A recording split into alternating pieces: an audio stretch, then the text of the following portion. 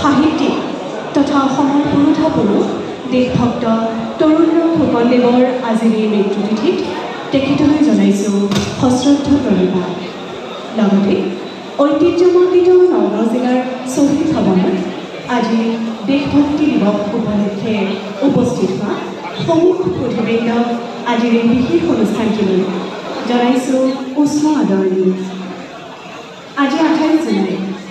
আজিৰ এই দিনটোতে 1939 চনত আমাৰ সকলোৰে পৰিচিত স্বদেশ হিতৈষী ত্যাগী বীৰ পুৰুষ দেশভক্ত তৰুণৰাম ফুকনদেৱে এই ইহ সংসাৰৰ পৰা বিদায় মাগিছিল।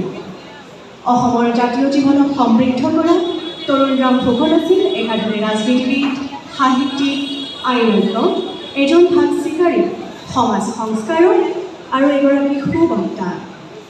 দেশৰ প্ৰতি থকা আকুণ্ঠ প্ৰেম, ত্যাগ আৰু নিজৰ অসাধাৰণ ব্যক্তিত্বৰ বাবে তেখেতে লাভ কৰিছিল দেশভক্ত উপাধি।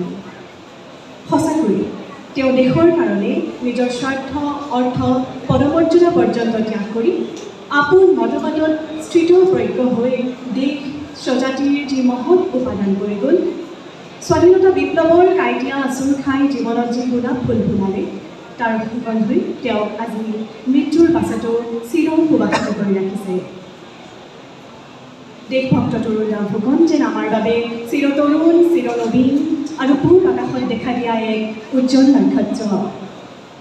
এইজনা মহান মনীষীৰ আদৰ্শ নৱপ্ৰজন্মৰ মাজত প্ৰসাৰ কৰাৰ উদ্দেশ্যৰে অসম চৰকাৰৰ সিদ্ধান্ত মৰ্মে 2021 বৰ্ষৰ পৰা 28 জুলাই দিনটি দেশভক্তি দিৱস হিচাপে পালন কৰি অহা হৈছে।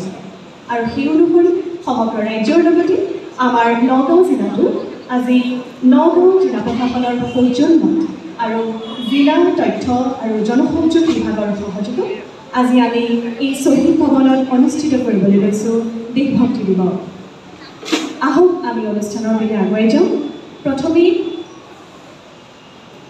মঞ্চত আসন গ্ৰহণ কৰিবৰ বাবে মঞ্চত আসন গ্ৰহণ কৰা আমাৰ নগাঁও জিলাৰ আয়ুক্ত মহোদয়ক অনুষ্ঠানটিলৈ স্বাগতম জনাইছোঁ। মঞ্চত আসন গ্ৰহণ কৰিছে সহকাৰী আয়ুক্ত শ্ৰীযুত তেজস অগ্নিহোত্ৰী ডাঙৰীয়া। আমি তেখেতক অনুষ্ঠানলৈ স্বাগতম জনাইছোঁ। মঞ্চত আসন গ্ৰহণ কৰিবৰ বাবে আমন্ত্ৰণ জনাইছোঁ নগাঁও উন্নয়ন প্ৰাধিকৰণৰ অধ্যক্ষ শ্ৰীযুত ধ্ৰুৱ শৰ্মা ডাঙৰীয়া। তেখেতক আদৰি আনিছে আমাৰ বিভাগৰ বিষয়ে। মঞ্চতে আমন্ত্ৰণ জনাইছোঁ আজিৰ অনুষ্ঠানৰ নিৰ্দিষ্ট বক্তা চামগুৰি মহাবিদ্যালয়ৰ মাননীয় অধ্যক্ষ ডক্টৰ ইন্দ্ৰজিৎ বেজবৰুৱা ডাঙৰীয়া।